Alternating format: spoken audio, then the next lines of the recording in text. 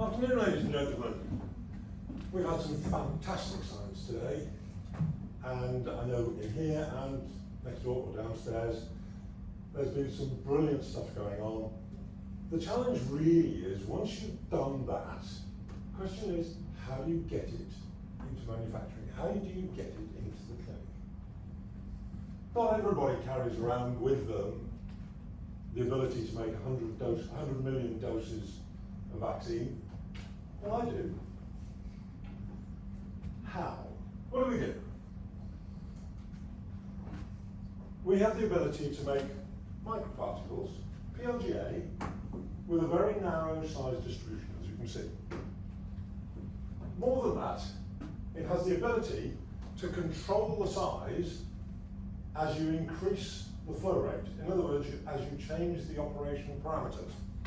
So here we have a nice control curve that the engineers that want to then make your product love, because this allows them to manage the manufacturing process, the scale-up process. We have the same with nanoparticles. Two different LNP formulations here that show the ability to reduce the size depending on the flow rate. Two different formulations, purely dependent on, in this instance, purely different from the degree of pegylation of one of the lipids.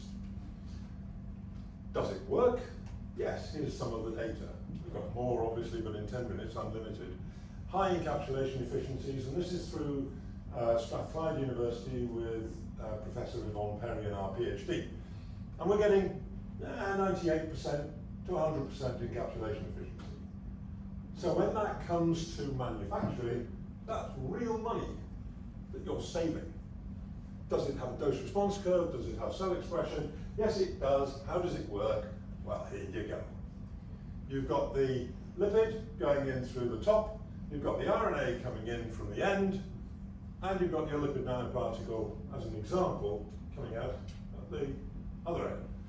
Fully formed, ready to go. Compare and contrast with, for example, T-mixers, which operate in a very nice narrow range, because that's how all the COVID vaccines were made. But the moment you come off that, you've got no control over the process at all. So, we start, I'm a manufacturing guy, we start by something that's big enough, and we scale down to get you something that you can use on a lab bench. Very different from anybody else.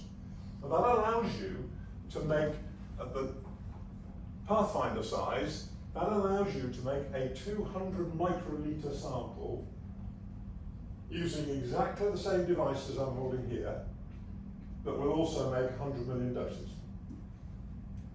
So, when it comes to regulatory conversations about scaling up, you know what? There isn't one. Because all you do is run faster, or longer, or both. So we've got Pathfinder 20, which will do the 200 microliters, and we can go up in scale to something that is fully GMP, with Part 11 compliance, and all the rest of it.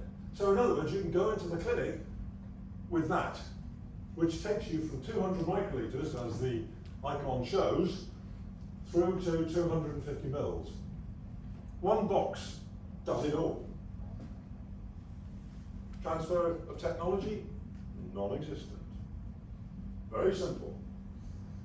And then it gets bigger because you can then have a continuous operation. And then finally, the large scale volume. And by the way, we're building the thing on the right to 1 billion doses for, excuse me, for a company in the East. And it's as simple as that. It really is very straightforward. In the interest of time, these are some of the flow rates. So we've got an item that will do you 2,000 litres an hour. None of you in this room will ever want that, but that's COVID preparedness. That's pandemic preparedness. And that's what it looks like. It's the AXF4, which would sit on that same box, which is 1 metre by 1 metre by ½ litre. Small footprint, very easy to operate. My grandson at the age of 14 is able to make LNPs through this technology. We think about the control systems, we think about CMC. I was talking to somebody in the US a couple of weeks ago who said, our process development department, our CMC group, is where formulations come to die because they're not properly thought through. Here are some of the control parameters for an integrated process, and this is what we're aiming to do. The top is the traditional batch process. The bottom is a single pass continuous process for making LNPs, which enables you potentially to do real-time release. We haven't got there yet, but we're on the way. Where does this take us? Well, it takes us in two different directions. At one end, it allows us to do pandemic readiness in a 40-foot container, which allows you to start with pDNA, RNA, LNP, fill finish, 50,000 doses a day. Need an army of nurses, but that goes into a single 40-foot container. At the other end of the scale, when we talk about personalised medicine for cell and gene therapy and the like, it's kind of towards the coffee machine by the bedside. If you need help with your formulations as far as going further and scaling up and thinking about the regulatory approval rather than just the formulation works and gives me all the nice biological data, come talk to us. Thank you very much.